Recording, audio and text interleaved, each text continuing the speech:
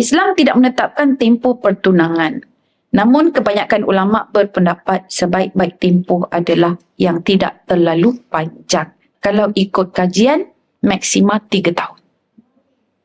Ikut kajian, maksima bertunang 3 tahun. Maksima mengikat perhubungan janji 3 tahun. Mana-mana pun tuan-puan. Ambil counselling session pun macam tu juga. Maksud dia apa? Hubungan antara kaunselor dengan dia punya anak klien dia tu, dia kalau berpisah untuk bertemu kembali, macam nak pastikan dia itu tidak bergantung kepada kaunselor. Contoh nak berkahwin dengan kaunselor. So anak klien dia ni kena pisah dulu selama tempoh 3 tahun.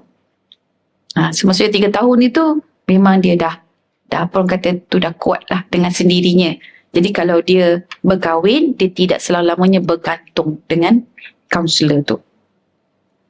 Lagi-lagi kalau kaunselor tu perempuan, takkan lelaki nak bergantung dengan perempuan. So dia 3 tahun, itu syaratnya.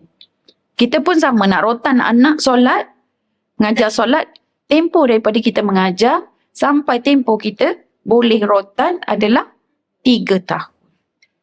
Okay, so pertunangan pun macam tu, kalau boleh jangan lebih. Okay, sebab bila lebih tu dia jadi mata pandang banyak, keinginan banyak, dia penat lah memikir je kan. Tapi kalau boleh tak ada masalah. Saya ada jumpa pasangan 7 tahun bertunang. 7 tahun bertunang. Itu maksudnya ikatan pertunangan.